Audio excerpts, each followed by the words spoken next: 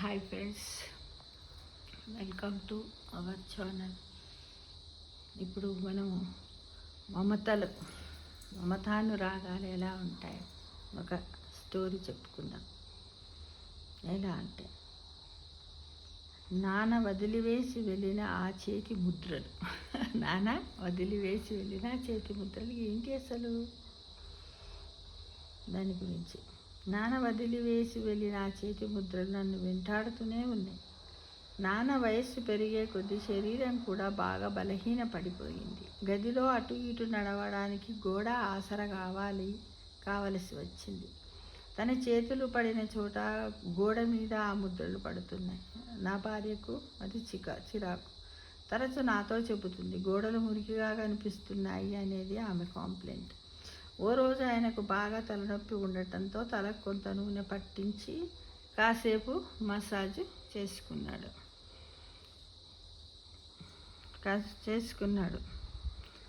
ఆ ముద్రలు మరింత స్పష్టంగా పడ్డాయి గోడ మీద. నా భార్య నా మీద అరిచింది. నేను కూడా సహనాన్ని కోల్పోయి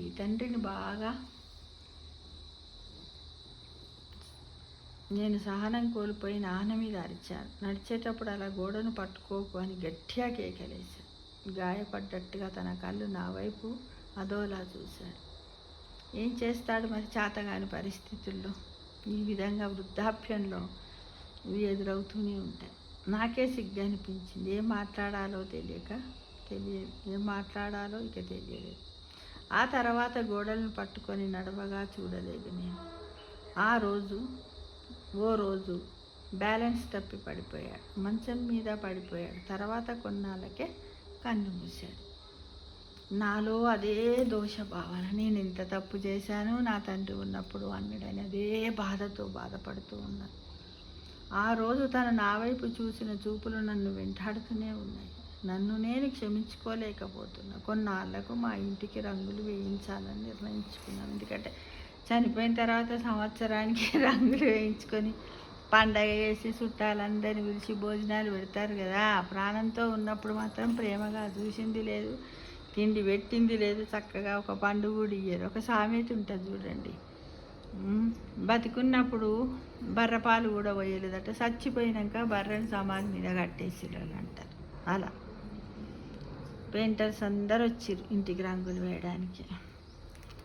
ఆ పెయింటర్స్ సీనియర్స్ చాలా సృజనాత్మకత కలిగిన అంటే క్రియేటివ్గా బొమ్మలు వేసేవాళ్ళు. అయితే అప్పుడు ఏమైందంటే, ఆ గోడ మీద కొత్త పెయింట్ వేయొద్దని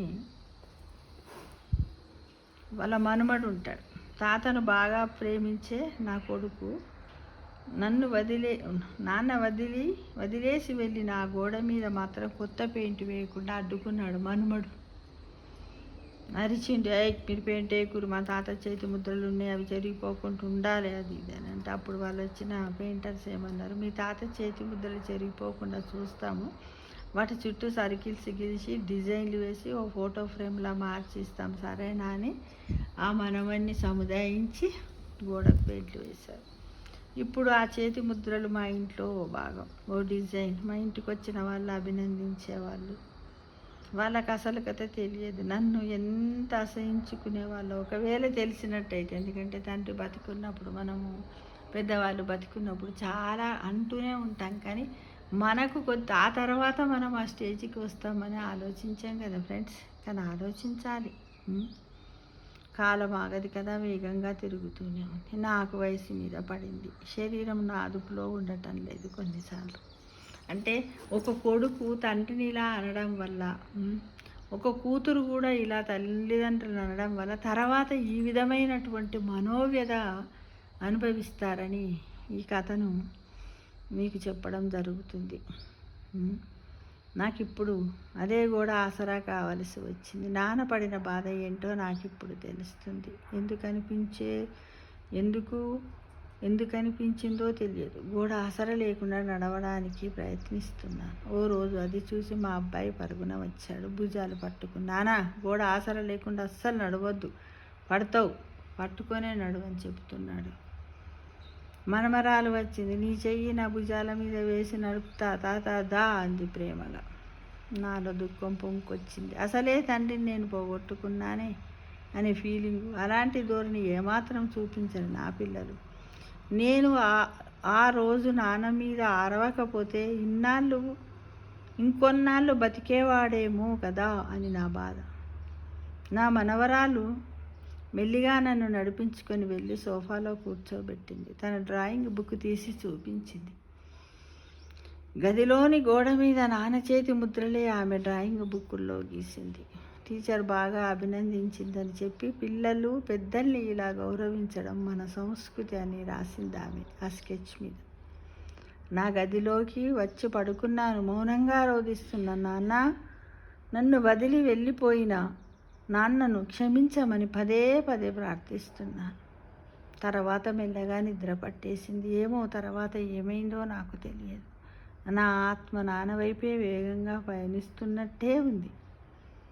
ఈ విధంగా మనము తల్లిదండ్రులు బతికి ఉన్నప్పుడు వాళ్ళను చూడాలి. ఒకసారి మన కోపం వచ్చన్నా కూడా అప్పుడే తండ్రి బతికున్నప్పుడే నాన్న నేను అప్పుడు కోపం వచ్చి అరిచి నాన్న ప్లీజ్ నాన్న నువ్వేమనుకోకు నాన్న అని మళ్ళీ అప్పటికప్పుడే మనం సదురుకుపోవాలి. కానీ ఆ చనిపోయిన తర్వాత మనం అనుభవించే బాధ ఎన్నో రెట్లు గొప్ప. అంటే మనము నరకానికి పోయినాక మనకు యమధర్మరాజు విధించినటువంటి శిక్ష కంటే కూడా ఎక్కువగా ఉంటుంది ఫ్రెండ్స్.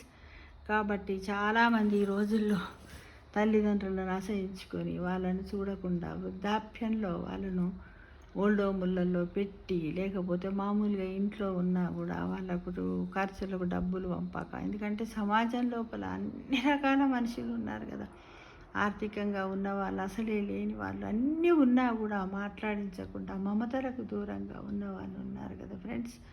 మీరు బాగా జ్ఞాపకం ఉంచుకోండి అందరూ. ఎందుకంటే ఎన్ని రోజులకైనా కూడా మనం చెట్టు లాంటి వాళ్ళమే.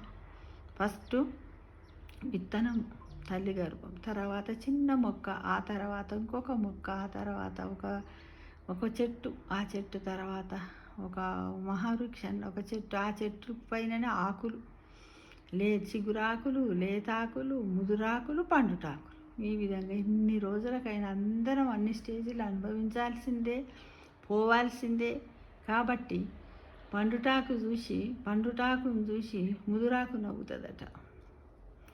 అప్పుడు పండుటాకు అనుకుంటుందట, అమ్మ నీది ఎన్ని రోజులు తీరాదే తల్లి, ఇంకా కొద్ది రోజులైతే నువ్వు కూడా నాలాగొస్తావు అని అంటదట. ముదురాకును చూసి చిగురాకు నవ్వుతుందట, నువ్వు అంతెట్ట ముదిరిపోయినావు, ఏం అందంగా లేవు అంటదట. అప్పుడు ఈ ముదురాకు అనుకుంటుందట, ఎప్పుడు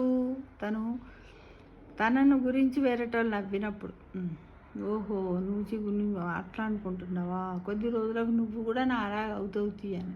ఏది కానీ అనుభవపూర్వకంగానే తెలుస్తుంది ఫ్రెండ్స్. ఇది మమతలు అనే ఒక శీర్షిక తీసుకున్నాను, దాంట్లో ఇలాంటి కథ చెప్పాను ఫ్రెండ్స్. కాబట్టి మీరందరూ కూడా అందరిని ప్రేమగా ఆప్యాయతంగా చూడండి. మనం చేసిన పొరపాట్లు ఏమన్నట్టయితే వాళ్ళు జీవించి ఉన్నప్పుడే క్షమించమని వాళ్ళ కాళ్ళ మీద పడి వేడుకుంటేనే మనకు మనశ్శాంతి ఉంటుంది. లేకపోతే వాళ్ళు చనిపోయిన తర్వాత 24 గంటలు మన మనస్సులో ఈ బాధ మిగిలే ఉంటుంది అనేది మాత్రం గమనించండి ఫ్రెండ్స్. Thank you.